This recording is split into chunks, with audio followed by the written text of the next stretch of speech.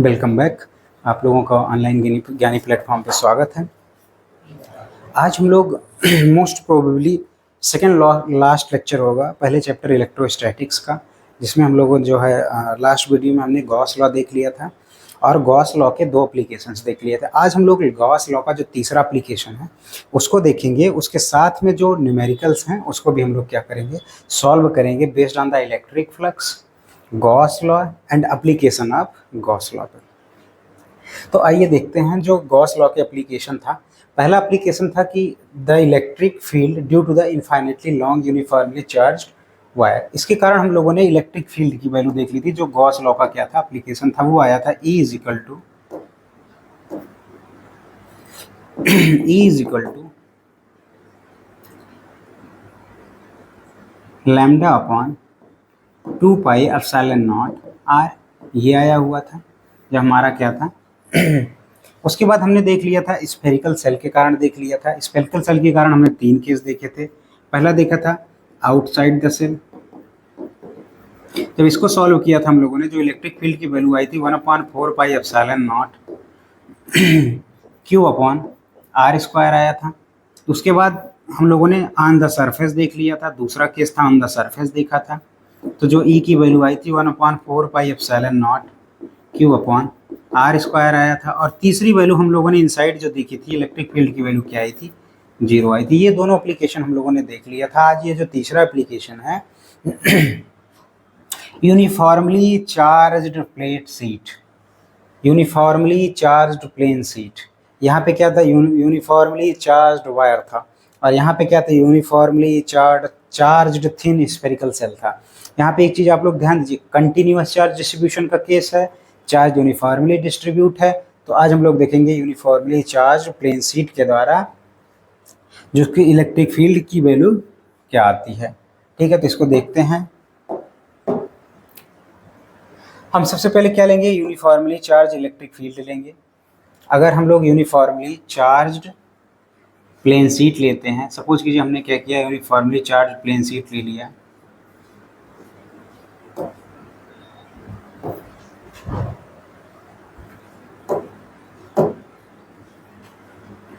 ये देखिए हमने क्या किया, एक प्लेन सीट ले लिया।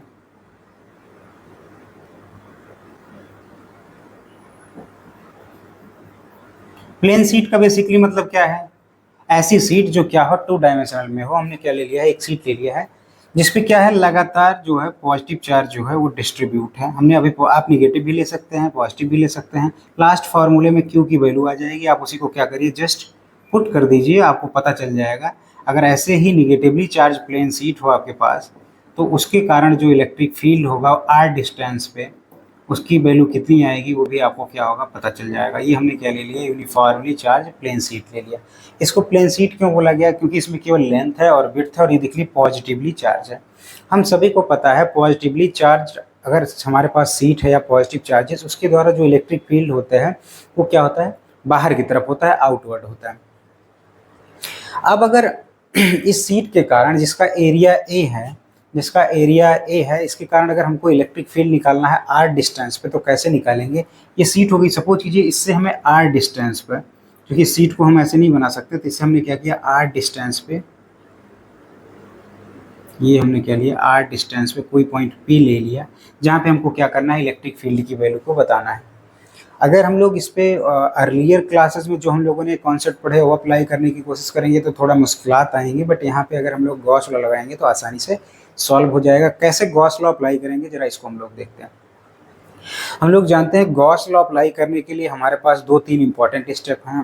पहला कि आप क्या करिए, इस सीट पे जो चार्ज है, टोटल चार्ज है, उसको निकाल लीजिए। कैसे मिलेगा आपको टोटल चार्ज, हम लोगों ने चार्ज डेंसिटी का कॉन्सेप्ट पढ़ा है। जब वायर था हमारे पास, हमने कौन सा देखा था, लीनियर चार्ज डेंसिटी देखा था।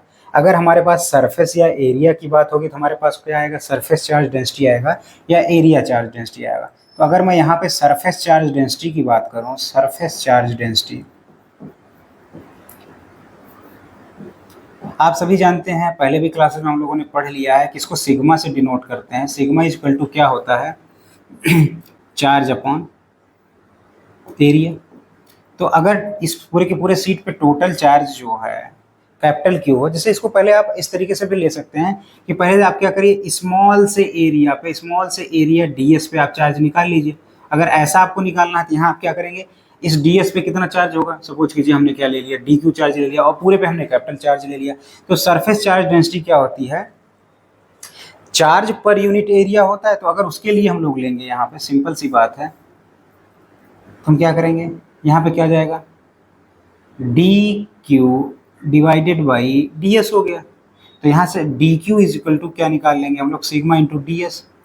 ये तो छोटे से सरफेस पे हो गया, लेकिन अगर पूरे सरफेस पे हमको निकालना हो तो हमें क्या करना पड़ेगा, इसको इंटीग्रेट करना पड़ेगा। इसको इंटीग्रेट कर देंगे, ये कांस्टेंट रहता है, चाहे सरफेस चार्ज डेंसिटी हो, लीनियर चार्ज डेंसिटी हो, वॉल्यूम चार्ज डेंसिटी हो, तो ये कॉमन होगा, तो ये कांस्टेंट से बाहर आ जाएगा।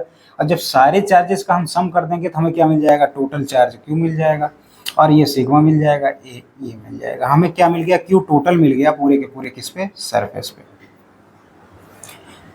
ठीक है, क्यू टोटल मिल गया हमको। अब ये काम तो हमारा हो गया कि गॉस लॉ में क्या आता है, गॉस लॉ का जो फॉर्मूला है, integration surface integral E dot D S is equal to Q enclosed upon epsilon naught. तो हमें क्या हो गया, क्यू टोटल, क्यू की वैल्यू हमको मिल गई, क्यू इनक्लोज्ड अभी देखेंगे क्या होगा उसका। अब दूसरा काम क्या करना होता है, एक तो हमको इसका चार्ज मिल गया, दूसरा क्या करना होता है, हमको एक गॉसियन सरफेस चूज करना होता है। गॉसियन सरफेस ऐसा होना चाहिए जो कि क्या होना चाहिए, क्लोज्ड होना चाहिए। तो इस केस में हम अपने सिंप्लिसिटी के लिए क्या करेंगे, गॉसियन सरफेस हम एक सिलेंडर को चूज करेंगे। ये हमने क्या किया, गॉसियन सरफेस चूज कर लिया एक सिलेंडर शेप का। यहाँ पे भी क्या हो जाएगा, एरिया, इसका अगर एरिया जो है ए है, इसका भी एरिया क्या हो जाएगा, ए हो जाएगा, और इस वाले का भी एरिया क्या हो गया हमारा, ए हो गया। ठीक है, तीनों का एरिया क्या हो जाएगा, ए हो जाएगा। अब अगर हम लोग इसकी यहाँ पे बात करें, यहाँ पे अगर मैं इसको सरफेसेस का नाम दे दूँ, इसको मैं बोल दूँ पहला सरफेस, इसको मैंने बोल दिया दूसरा सरफेस, इसको बोल दिया हमने तीसरा सरफेस। इन तीनों सरफेस से होके पास होने वाला फ्लक्स जो हम लोग निकाल के क्या करेंगे, वहाँ पे गॉस लॉ में पुट कर देंगे और हम लोग क्या करेंगे, आंसर को फाइंड आउट करेंगे। अब जो सरफेस है, जो हमारी चूंकि प्लेन सीट है, अगर यहाँ पे ध्यान से देखिए, एक मैं कार्डबोर्ड लगा दूँ इस तरीके के सिलेंडर शेप, इस पे मैं एक कार्डबोर्ड लगा दूँ, तो एक पर्टिकुलर एरिया, यही वाला एरिया जो चार्ज से क्या होगा, इनक्लोज्ड होगा, और इस पे टोटल चार्ज क्या होगा।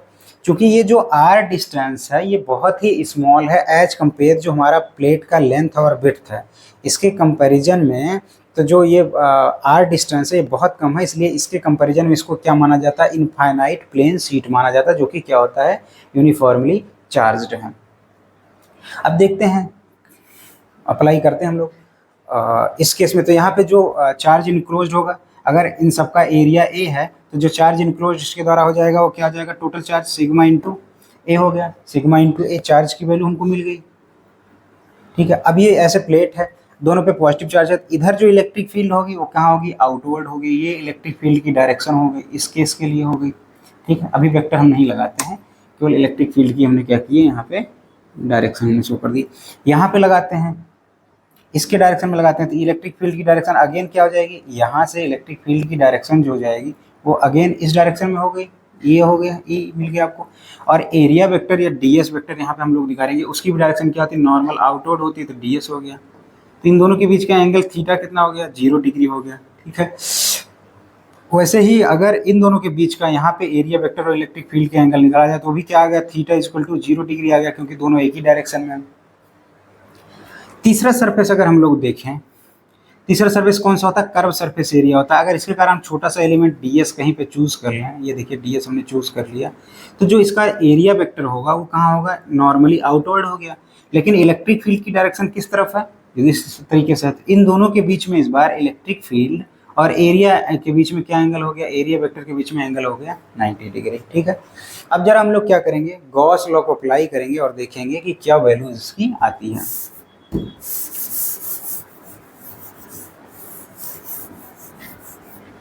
जरा इसको एक्सपेंशन करते हैं।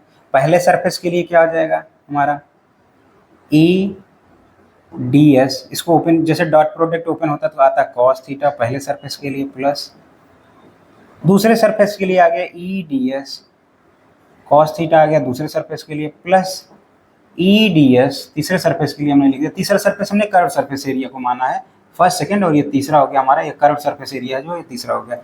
ई D S cos theta is equal to Q enclosed upon epsilon naught हो गया। ठीक है, तो पहले सरफेस के लिए अगर हम लोग बात करें, यहाँ पे देखिए एंगल जो है ई और डी के बीच में 0 है, तो यहाँ पे जब हम लोग पुट कर देंगे पहले सरफेस के लिए ई डी एस कॉस 0 डिग्री हो गया, प्लस दूसरे सरफेस के लिए अगेन हमने देखा था, ये हमारा क्या था, सेकंड सरफेस था, एंगल दोनों के बीच में क्या था, 0 डिग्री था, तो E D S cos 0 degree, plus तीसरे सरफेस के लिए अगर हम लोग देखेंगे तो E D S cos 90 degree हो गया, is equal to Q enclose upon epsilon naught हो गया। अब ध्यान से देखिए ये क्या हो गया, cos 90 की वैल्यू 0 होती तो ये पूरी की पूरी वैल्यू क्या हो जाएगी, हमारी 0 हो जाएगी, ये वैल्यू 0 हो जाएगी। cos 0 की वैल्यू 1 होती तो ये दोनों क्या हो गया, ई डी एस प्लस यहाँ पे क्या आ गया, दूसरे सरफेस के लिए क्या आ गया, ई डी एस आ गया, क्योंकि cos 0 की वैल्यू क्या होगी, 1 होगी। अब ध्यान से देखिए, जहाँ पे चार्ज हमारा प्लेन चार्ज शीट है उससे r डिस्टेंस पे ये भी है, उससे r डिस्टेंस पे ये भी सरफेस है, तो यहाँ पे जो अगर r सेम है दोनों के लिए, तो इलेक्ट्रिक फील्ड की वैल्यू क्या होनी चाहिए, सेम होनी चाहिए और कांस्टेंट होनी चाहिए, क्योंकि r डिस्टेंस पे इलेक्ट्रिक फील्ड क्या होगा, एक पर्टिकुलर वैल्यू ली, तो ये क्या होगा, ये यहाँ से बाहर आ जाएगा, ये यहाँ से बाहर आ जाएगा, दोनों इंटीग्रेशन से बाहर आ जाएंगे। यहाँ क्या बचा हमारा, Q enclosed upon epsilon naught. तो यहाँ से ई जब हम लोग बाहर ले लेंगे तो पहले सरफेस के लिए हमारे पास क्या हो गया, यहाँ पे हो गया डी एस पहले सरफेस के लिए, प्लस ई यहाँ से बाहर हो गया, क्या हो गया, डी एस। अब ध्यान से देखिए, अगर हम लोग पूरे के पूरे इसको इंटीग्रेट कर देंगे, डी एस सरफेस को, छोटे से सरफेस को अगर हम लोग इंटीग्रेट कर देंगे तो मैक्सिमम सरफेस हमको क्या मिल सकता है, इसका एरिया मिल सकता है, और इन सब का एरिया क्या है, ए है। ये जो अगर पूरे के पूरा पहला सरफेस को हम लोग इंटीग्रेट कर देंगे, ये जहाँ पे एरिया वेक्टर हमने लिया था, तो कौन सा सरफेस मिल जाएगा, पूरा ए मिल जाएगा हमको। ये क्या चल रहा है, Q enclosed upon epsilon not. आगे देखते हैं,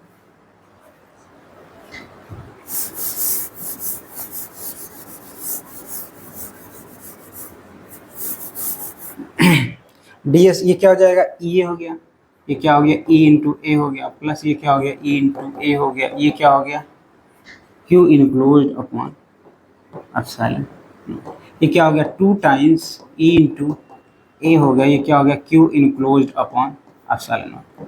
अब हमने बार बार बताया कि क्यू इनक्लोज्ड, यहाँ देखिए हमने के द्वारा जो सरफेस के द्वारा क्यू इनक्लोज्ड किया जा रहा है, कितना किया जा रहा है, सिग्मा इंटू ए। तो यहाँ पे हम जरा क्यू इनक्लोज्ड की वैल्यू पुट करते हैं, 2 into E into A is equal to sigma into A upon epsilon naught. देखो ए से ए कैंसिल हो गया, हमारा आया जो इलेक्ट्रिक फील्ड की वैल्यू आई वो आ गई, E is equal to sigma upon 2 epsilon not.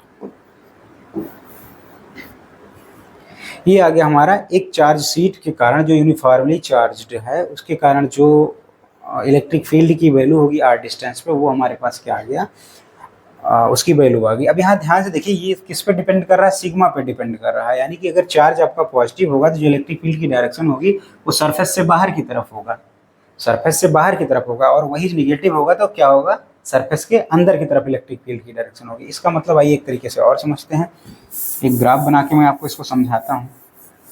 जो इलेक्ट्रिक फील्ड की वैल्यू हमारे पास आ गई sigma upon 2 epsilon not,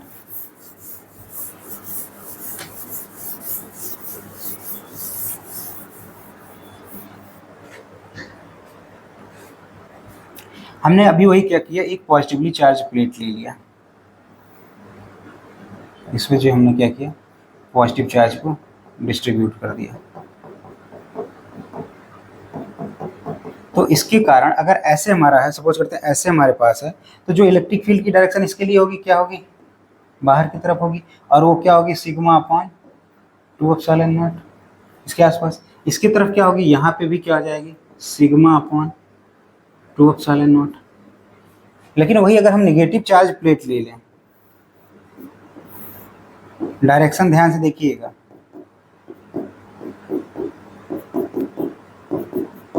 negative ले लिया, और इस पे जो area surface charge density sigma, इस पे भी सरफेस चार्ज डेंसिटी सिग्मा है, तो इसके कारण जो इलेक्ट्रिक फील्ड यहाँ बनेगा उसकी डायरेक्शन इधर हो गई अगेन, जिसकी वैल्यू क्या होगी, सिग्मा अपॉन 2 एप्सिलॉन नॉट। ध्यान से देखिए डायरेक्शन का, मैग्नीट्यूड तो सेम है लेकिन डायरेक्शन बदल गया, और इसके अगर इधर देखेंगे तो इधर भी क्या हो जाएगी, इसकी ये डायरेक्शन हो जाएगी, सिग्मा अपॉन 2 एप्सिलॉन नॉट। जो साइन दे रहा मैग्नीट्यूड तो सेम है लेकिन जो डायरेक्शन है वो बदल जा रहा। अब देखिए ध्यान से, ये इसके कारण आप देख सकते हैं यहाँ पे ये जो है नेगेटिव और पॉजिटिव चार्ज प्लेट के लिए क्या बता सकते हैं आप, इलेक्ट्रिक फील्ड की वैल्यू को इस तरीके से आप बता सकते हैं। इसका यूज हम लोग करेंगे capacitor and parallel plate capacitor में, जब वहाँ पे हम लोग क्या करेंगे, इसको पुट करेंगे और देखेंगे इसकी वैल्यूज़ को और फाइंड आउट करेंगे।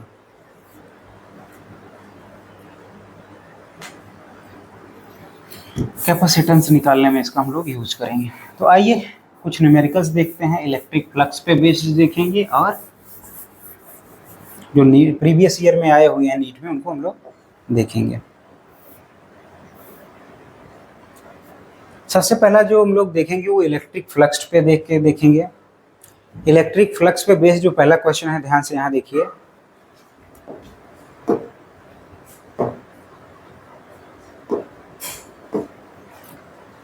ए square surface of side L, एक यहाँ पे स्क्वायर दिया हुआ आपको, ध्यान से आप लोग देख रहे होंगे, जिसकी लेंथ क्या है, मैं यहाँ बना भी दे रहा हूँ। एक स्क्वायर है, स्क्वायर में ध्यान दीजिएगा सभी लेंथ आपस में बराबर होते हैं, जिसकी लेंथ क्या है, एल है।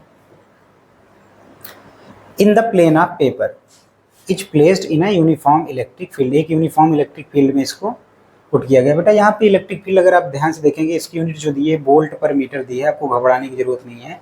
इलेक्ट्रिक फील्ड की मैंने आपको 2 यूनिट पढ़ा रखी है, एक पढ़ा रखी है न्यूटन पर कूलम पढ़ा रखी है और दूसरा वोल्ट पर मीटर भी होता है। ये जो है कमिंग चैप्टर्स में आपको ये भी देखने को मिल जाएगा, तो इससे घबराने की जरूरत नहीं, ये भी एसआई यूनिट ही है, तो आपको घबराने की बिल्कुल जरूरत नहीं है। Acting along the same plane at an angle theta, तो ये जो है सेम प्लेन में काम कर रहा है, एट एन एंगल थीटा पे काम कर रहा है।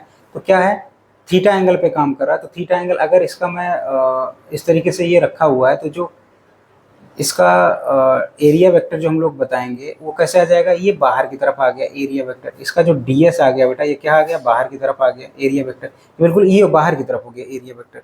लेकिन जो इलेक्ट्रिक फील्ड है वो क्या कहाँ लाई कर रही है बेटा, बिल्कुल इसी के प्लेन पे ही लाई कर रही है और थीटा एंगल पे लाई कर रही है। मान लेते हैं ये जो है जैसे इसमें दिखाया गया है, ये थीटा एंगल पे, ये अगर इसका पर्टिकुलर ये हमने सरफेस मान लिया, तो ये क्या कर रहा है, ये थीटा एंगल पे है। इस तरीके से ये क्या हो गया, थीटा एंगल पे इलेक्ट्रिक फील्ड इसकी लाई कर रही है।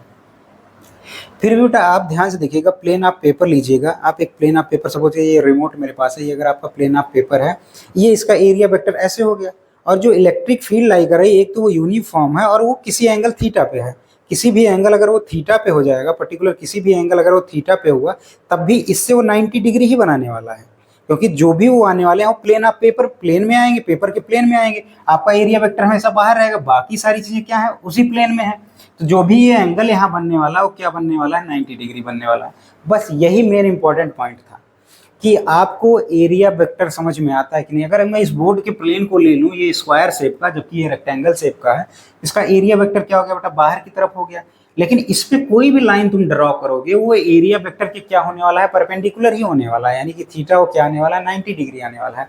यही वो बोला गया है, in the same plane at an angle theta with the horizontal side of the square shown in the figure, the electric flux linked to the surface in the unit of voltmeter is। अब obvious सी बात है, ये जो है इसको नहीं देखना है आपको, तो यहाँ पे आप क्या करेंगे, ई डी एस कॉस थीटा आपने लगाया, फ्लक्स आपको निकालना, फ्लक्स का फॉर्मूला यही है, ई डी एस कॉस थीटा।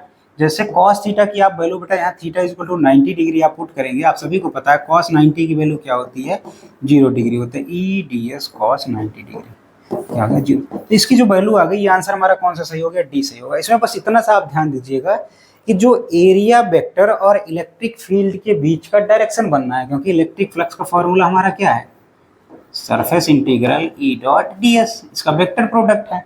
अब इन दोनों के बीच में जो एंगल होगा उस पर भी फ्लक्स क्या करने वाला है, डिपेंड करने वाला है। तो इसमें केवल इतना ही आपको ध्यान देना था कि जो इलेक्ट्रिक फील्ड है वो कहाँ लाई कर रहा है, सरफेस पे ही, बोर्ड के सरफेस पे ही थीटा एंगल पे लाई कर रहा है। लेकिन हमारा जो एरिया वेक्टर है, ये नॉर्मल वेक्टर है, वो कहाँ आता है, बाहर की तरफ आता है। तो दोनों के बीच का जब भी एंगल होगा वो क्या होगा, 90 डिग्री ही होगा। और 90 डिग्री होगा तो जैसे cos 90 की वैल्यू आप रखेंगे, तो आपका कौन सा ऑप्शन सही हो जाएगा, डी ऑप्शन सही हो जाएगा। आइए दूसरा क्वेश्चन इसी पे बेस्ड करते हैं, बिल्कुल सिमिलर क्वेश्चन है, लगभग अप्रोच सेम होने वाला है, बस इसको थोड़ा सा हम क्या करेंगे। तो इस क्वेश्चन में कौन सा ऑप्शन सही हो गया, आप इस पे मत जाइएगा, जिस पे टिक है, ये डी वाला ऑप्शन आपका क्या हो गया, सही हो गया था, सी ऑप्शन नहीं, ये डी सही हुआ आपका। दूसरा क्वेश्चन देखते हैं, फोटो दिया भी हुआ है, ये आया हुआ है 2006 में आया हुआ, अभी जो हम लोगों ने किया वो 2010 में आया हुआ था। A square surface of side L, एक स्क्वायर सरफेस है जैसे पहले था, उसका साइड क्या है, अगेन एल सरफेस है, L metres, is in the plane of paper. कोई दिक्कत नहीं, जैसे पहले प्लेन ऑफ पेपर में था, यहाँ प्लेन ऑफ बोर्ड मान लेते हैं हम लोग, प्लेन ऑफ बोर्ड में था। ए यूनिफॉर्म फील्ड ई वही apply also in the plane of paper is limited only to the lower half of the square surface. ये लोअर हाफ द स्क्वायर में है, जैसे अब नहीं है, देखिए ऊपर खाली है, इलेक्ट्रिक फील्ड ऊपर नहीं है, केवल क्या है, लोअर हाफ में है, लोअर हाफ अब द सरफेस स्क्वायर में, जैसे कि फिगर में दिखाया गया था, electric flux in SI unit associated with the surface. तो हमको अगेन क्या देखना है बेटा, सबसे पहले हमको क्या करना है, कोई भी स्क्वायर सरफेस है, जैसे इस रेमेट को स्क्वायर सरफेस हम लोगों ने मान लें, तो इसका जो नॉर्मल वेक्टर हम लोग ड्रॉ करते हैं, एरिया वेक्टर क्या होता है, परपेंडिकुलर आउटवर्ड होता है, इसका एरिया वेक्टर क्या हो गया, परपेंडिकुलर आउटवर्ड हो गया। इसको ऐसे हम दिखा नहीं सकते, तो कैसे दिखाएंगे बोर्ड पे, ऐसे हमने दिखा दिया, डीएस की डायरेक्शन क्या है, ऐसे दिखा दिए। अब इलेक्ट्रिक फील्ड की डायरेक्शन क्या है, इस डायरेक्शन में है, इन दोनों के बीच में एंगल कितना बना, 90 डिग्री, क्योंकि प्लेन में ही लाई कर रहा है। अगर प्लेन में लाई कर रहा है तो अगेन हम लोग क्या करेंगे, फ्लक्स का फॉर्मूला लगाएंगे, ई डी एस लगा दिया, जैसे इसको ओपन करेंगे वेक्टर प्रोडक्ट को, ई डी एस कॉस 90, इसकी भी वैल्यू आएगी, और कॉस 90 की वैल्यू जैसे हम लोग पुट करेंगे 0 होती है, तो जो फ्लक्स की वैल्यू आ गई, यानी कि इस सरफेस से भी एसोसिएटेड फ्लक्स जो होगा वो 0 होगा। आप ऐसे भी समझिए, मान लीजिए ये जो सरफेस है ऐसे रखा हुआ, जो मैंने आपको समझाया था इस टॉपिक को, जब हमने इलेक्ट्रिक फ्लक्स को समझाया था, हमने बोला था अगर ऐसे रखा है तो इलेक्ट्रिक फ्लक्स क्या पास होगा, पूरा का पूरा पास होगा। इस एरिया को मल्टीप्लाई कर दो, जितने नंबर आप इलेक्ट्रिक फील्ड लाइंस पास हो रही थी। लेकिन अगर आप ऐसे रख देंगे तो कोई भी पानी इस सरफेस से पास होगा, ऐसे तो मैक्सिमम पास होगा, ऐसे मिनिमम पास होगा। तो ये मिनिमम वाला केस है। मिनिमम वाला केस दोनों को दोनों क्या है, जो इसमें इलेक्ट्रिक फील्ड की डायरेक्शन थी और एरिया वेक्टर की डायरेक्शन थी, वो क्या थी, 90 डिग्री थी। इस वजह से इन दोनों सरफेस से एसोसिएटेड जो इलेक्ट्रिक फ्लक्स होगा वो क्या हो जाएगा, 0 हो जाएगा। ये हमारा ऐसे ही क्या करेगा, वो सरफेस को कभी ऐसे रखेगा, सरफेस को कभी जैसे ऐसे बोला, कभी ऐसे रखेगा सरफेस को, वो केवल क्या करेगा, सरफेस को बदलता चला जाएगा। तो हम लोगों को केवल यही ध्यान देना है कि एरिया वेक्टर को हमेशा नॉर्मल परपेंडिकुलर ही रखना, इसके साथ इलेक्ट्रिक फील्ड की डायरेक्शन दीजिए और फॉर्मूले में पुट करिए और आंसर फाइंड आउट करिए। दोनों क्वेश्चन हम लोगों ने कर लिया। अब हम लोग देखते हैं, ये हमारा इलेक्ट्रिक फ्लक्स के ऐसे ही क्वेश्चंस आते हैं। तो आप लोग क्या करिए, चाहे आप जो भी बुक सॉल्व कर रहे हैं, चाहे POIQ सॉल्व कर रहे हैं, आप जरा उनको ध्यान जाइए, वापस से उनको सॉल्व करिए, और जो क्वेश्चंस आपको ना समझ में आए तो उसको क्या करिए, वापस से ऑनलाइन यानी प्लेटफॉर्म पे आके सेंड करिए और उसका सोल्यूशन फाइंड आउट करिए। तब हम लोग देखेंगे दूसरा टॉपिक हमने किया था, कंटिन्यूअस चार्ज डिस्ट्रीब्यूशन हमने टॉपिक किया था, उससे रिलेटेड 2 क्वेश्चंस हैं, उनको जरा हम लोग डील कर लेते हैं, उनको देखते हैं कि कैसे क्वेश्चंस नीट में पूछे जाते हैं।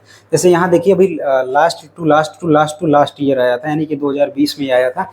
इसको देखते हैं, एक स्फेरिकल कंडक्टर है हमारे पास of radius 10 centimetre,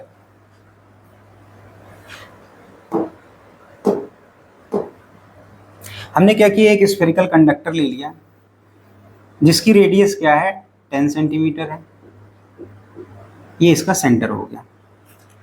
has a charge of 3.2 into 10 to the power -7 coulomb. ये चार्ज बहुत छोटा वैल्यू आप भी देख रहे होंगे, 3.2 इंटू 10 टू द पावर -7 है। और कंडक्टर की खास बात क्या होती है, ये पॉजिटिव चार्ज है, तो पॉजिटिव चार्ज क्या होता है, पूरे के पूरे सरफेस पे क्या हो जाता है, डिस्ट्रीब्यूट हो जाता है। ये चाहे जितना चार्ज है, कुल मिला के इसकी जो फाइनल वैल्यू आई होगी वो कितनी आई होगी, चार्ज की value 3.2 into 10 to the power -7 coulomb. Conductor पे चार्ज क्या हो जाता है, पूरी तरीके से डिस्ट्रीब्यूट हो जाता है, और लिखा भी है डिस्ट्रीब्यूटेड यूनिफॉर्मली।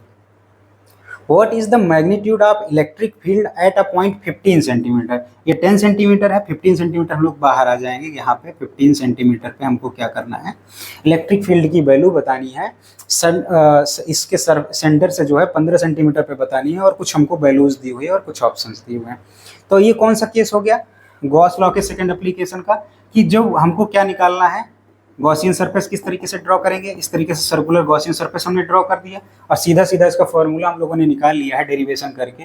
वो आया है E = 1/4πε0Q/r²। इसकी देखिए वैल्यू दी हुई है, ये देखिए, और इसकी वैल्यू बहुत कॉमन भी होती है। यहाँ पे रखी 9.0 इंटू 10 टू द पावर 9 रखा, इंटू Q की वैल्यू भी दी रखी है 3.2 इंटू 10 टू द पावर -7 रख दिया। अब R की वैल्यू रखने में यहाँ ध्यान दीजिएगा, SI यूनिट जो है मीटर में होती है, यहाँ सेंटीमीटर दिया है, तो जैसे आप इसको रखेंगे 15 into 10 to the power -2 metre का होल स्क्वायर हो गया। ये 9 इंटू और 9 into 3.2 into 10⁻⁻7 divided by 225 into 10⁻⁻4।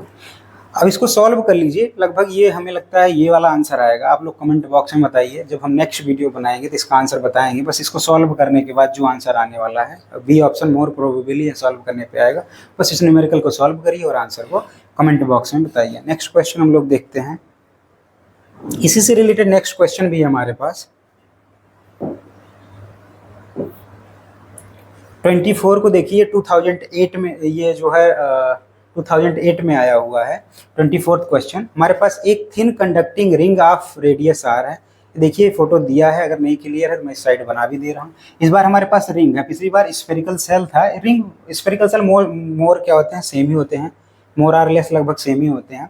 इसमें कुछ इन्होंने पॉइंट्स दे रखे हैं, इसके डायगोनल के अलोंग जो है कुछ पॉइंट्स दे रखे हैं, जिसको उन्होंने ए, बी, डी और सी बोल रखा है। द इलेक्ट्रिक फील्ड, और इस पे गिवन जो चार्ज है प्लस क्यू है। अगेन इस पे क्या है, चार्ज प्लस क्यू है, तो प्लस क्यू चार्ज को हमको क्या करते हैं, यूनिफॉर्मली डिस्ट्रीब्यूट कर देते हैं। अगर 3 चार्ज मैं यहाँ पे दे रहा हूँ तो 3 चार्ज इस साइड पे भी दे रहा हूँ, 3 चार्ज कहाँ इस साइड पे दे रहा हूँ, 3 चार्ज भी इस साइड पे भी दे रहा हूँ। और ये सेंटर का नाम इन्होंने जो दे रखा है वो दे रखा है। अब आपको फोटो समझ में आ गई होगी। The electric field at the centre O of the ring due to the charge on the A K B. ध्यान से देखिएगा, ए के बी इन्होंने एक पॉइंट यहाँ पे के लिया हुआ है, इसके कारण जो पूरा का पूरा चार्ज था, इसके कारण जो सेंटर ओ पे इलेक्ट्रिक फील्ड है उसकी वैल्यू इन्होंने दी है ई। अब बताइए इलेक्ट्रिक फील्ड की वैल्यू किस तरफ होगी, इसमें पॉजिटिव चार्ज है। पॉजिटिव चार्ज अगर है, निगेटिव चार्ज होता तो अंदर की तरफ होता। इलेक्ट्रिक फील्ड की वैल्यू जो यहाँ पे होगी, पॉजिटिव चार्ज है तो क्या हो गया, इस डायरेक्शन में हो गया। कौन सा डायरेक्शन हो गया, केओ डायरेक्शन हो गया। ठीक है, अब आगे हमको क्या करना है, the electric field at the centre due to the charge on the part A C D B of the ring. A C D B के कारण, ए सी डी बी के कारण जो है हमको क्या बताना है, इस पे चार्ज बताना है सेंटर पे। तो बहुत ऑब्वियस सी बात है, क्योंकि चार्ज डिस्ट्रीब्यूशन सेम है। अगर टोटल चार्ज क्यू है बेटा इस पे, तो यहाँ पे क्या हो गया होगा, Q/4 हो गया होगा। यहाँ पे भी Q/4 हो गया होगा। यहाँ पे भी वैल्यू Q/4 हो गया होगा। यहाँ पे भी वैल्यू क्या हो गया, Q/4 हो गया। अब ध्यान से देखिए, चूंकि Q/4 है, तो अगर इसके कारण जो रहा होगा इलेक्ट्रिक फील्ड रहा होगा वो क्या हो जाएगा, अगर मैं ये डायरेक्शन दिखा दूं इलेक्ट्रिक फील्ड की, तो जो BD के कारण होगी उसकी डायरेक्शन क्या हो जाएगी, ये डायरेक्शन हो जाएगी। और दोनों का मैग्नीट्यूड सेम होने वाला है।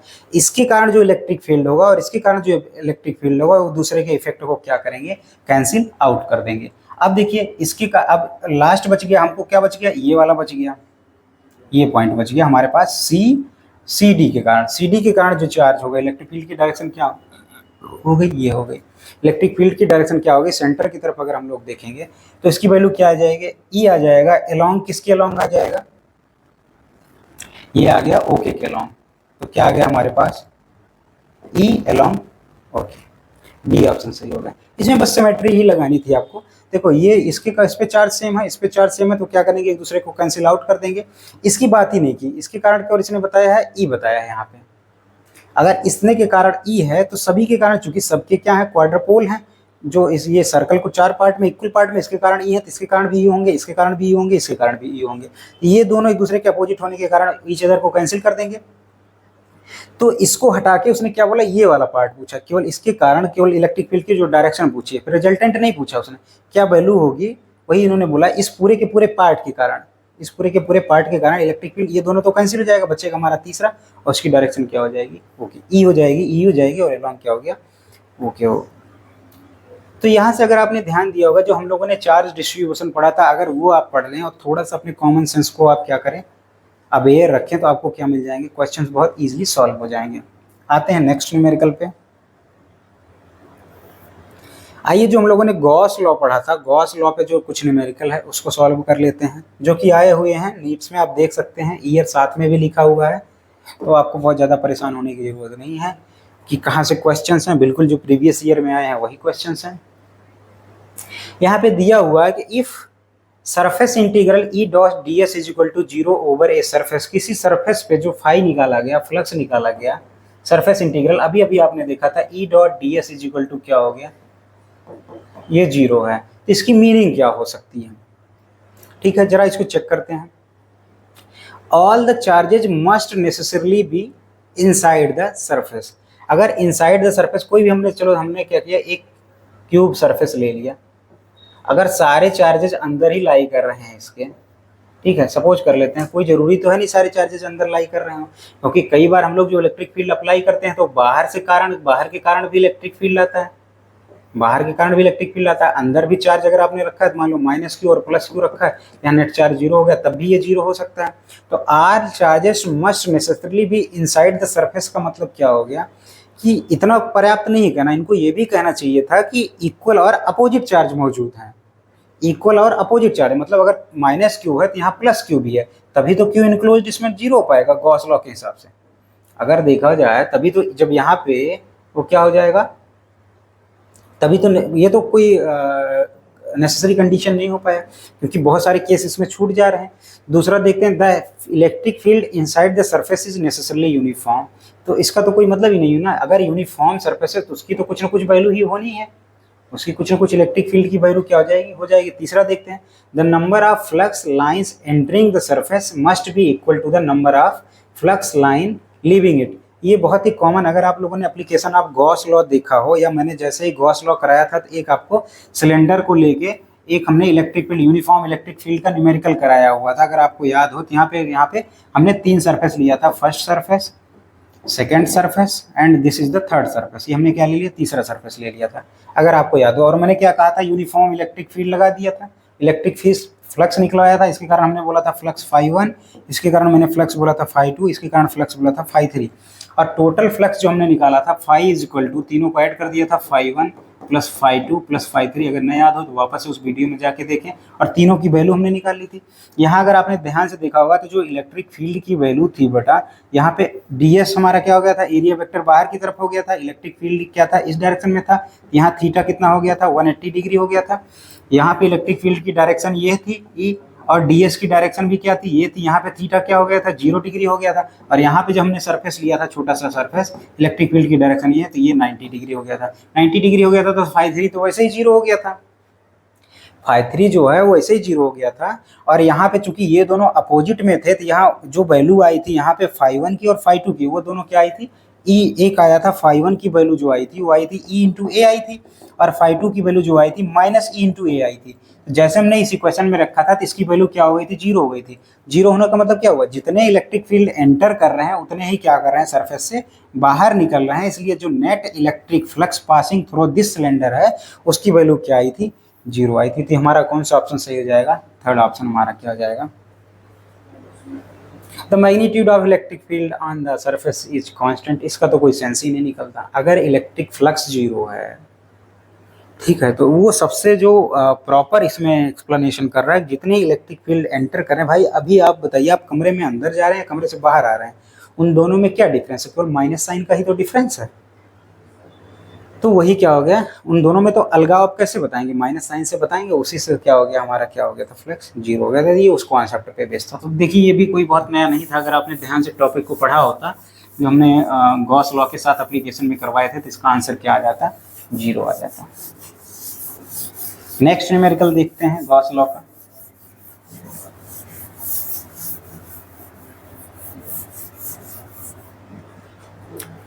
What is the flux through a cube of side A is a point charge of Q is at one of its corner।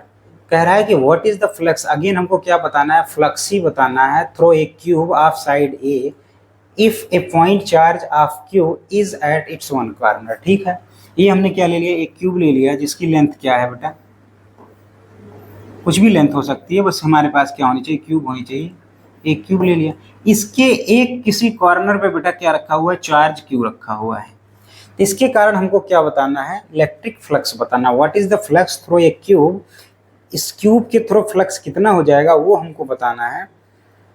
Of side ए, जिसकी साइड क्या है, ए है बेटा, इसकी साइड ए है, ठीक है, जिसके एक कॉर्नर पे 8 जो हमारा रूम है क्या है, क्यूब शेप का है, उसके किसी एक कॉर्नर पे क्या किया गया है, एक चार्ज क्यूब रखा गया है। अब इसके कारण इस क्यूब से पास होने वाले फ्लक्स को बताना है। अब इसको अगर हमको बताना है तो इसमें तो नॉर्मल कोई प्रोसेस लगेगा नहीं। अगर हम लोग फ्लक्स निकालना चाहें तो गॉस लॉ इसके बारे में अच्छा इन्फॉर्मेशन देता है। गॉस लॉ क्या कहता है कि चार्ज को क्या करो, किसी तरीके से इनक्लोज करो। ठीक है, इस चार्ज को अगर आप इनक्लोज करने जाएंगे बेटा तो आपको 8 क्यूब लगेंगे, एक ये है 7 और क्यूब लगेंगे, तभी इसको आप क्या कर पाओगे, चार्ज को क्लोज कर पाओगे।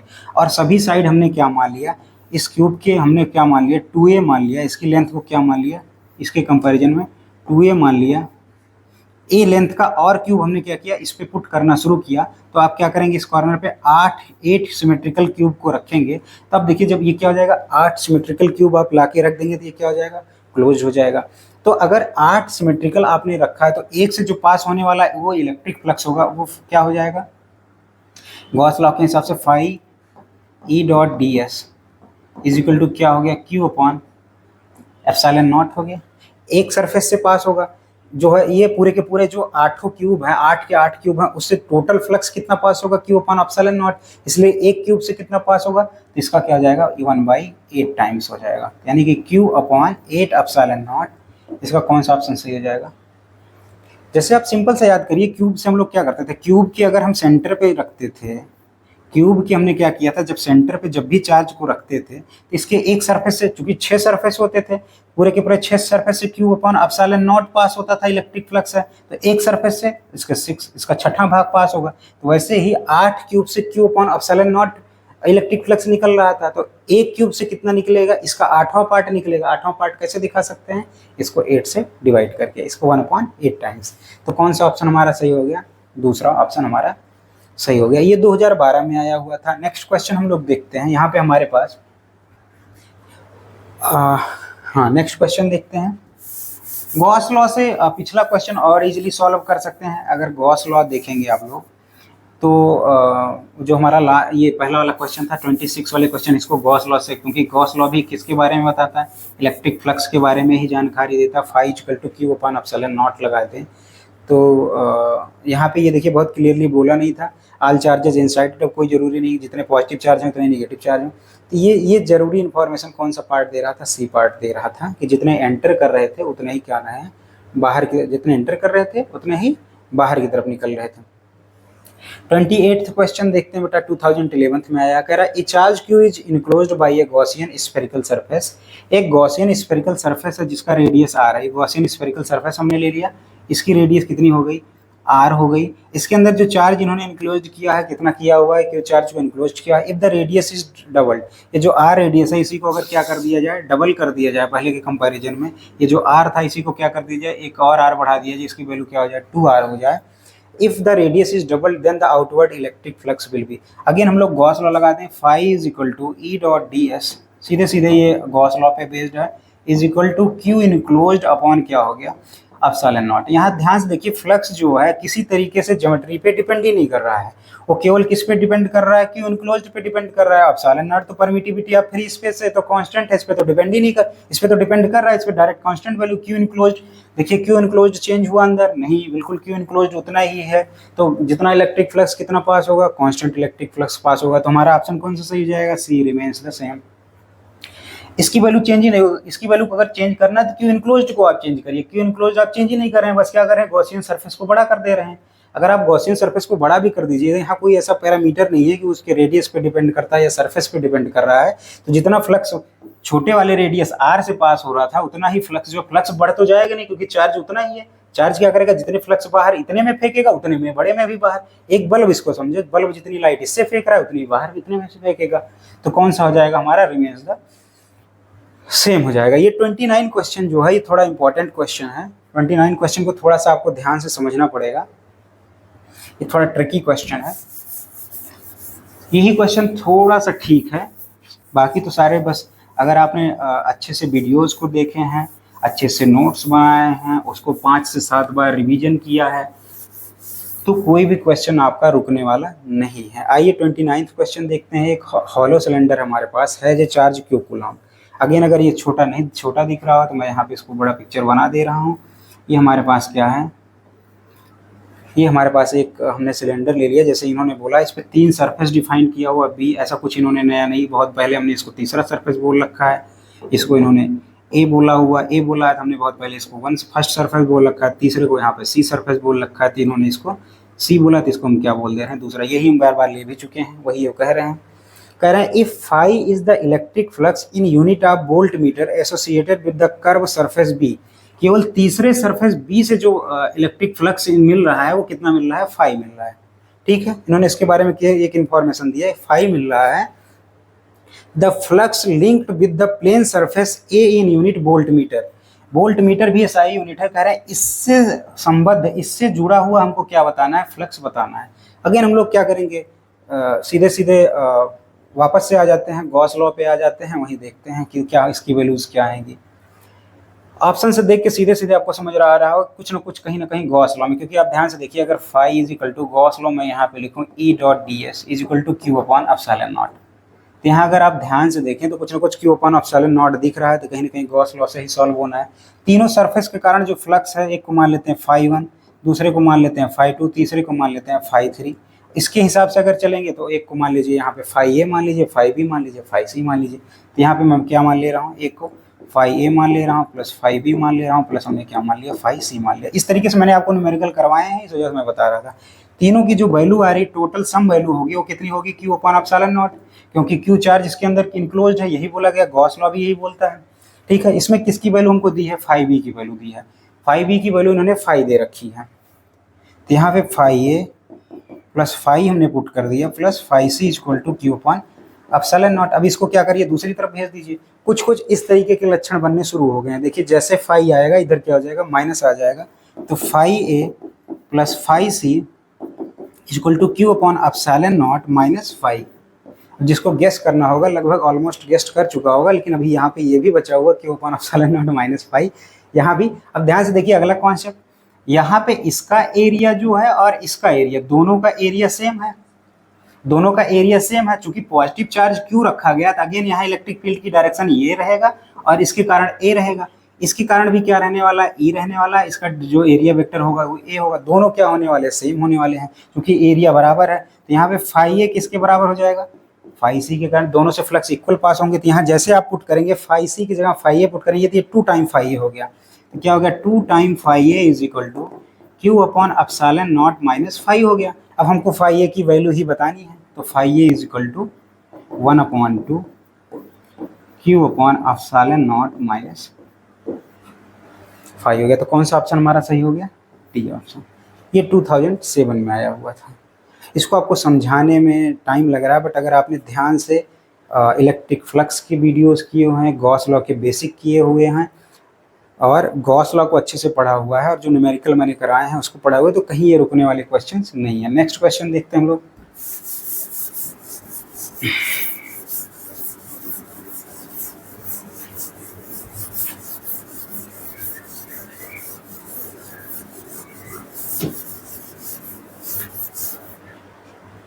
नेक्स्ट क्वेश्चन है, ए electric charge Q is located at the centre of the cube. ये तो मैं वैसे भी बता चुका, बहुत सिंपल सा क्वेश्चन है।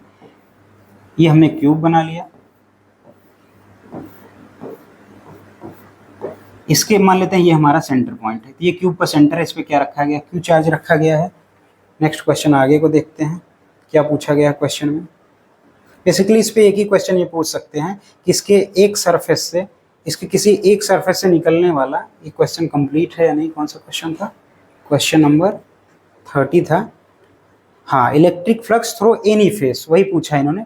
ये अभी जो मैंने बनाया हुआ था उसके किसी एक फेस से निकलने वाला क्या बताना है हमको, इलेक्ट्रिक फ्लक्स बताना है। तो अगेन वही हम लोग ले लेते हैं,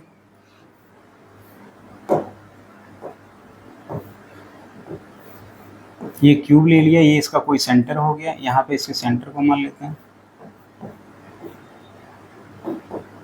यहाँ पे क्या रखा गया है, क्यू चार्ज रखा गया है, यही क्वेश्चन बोला गया था।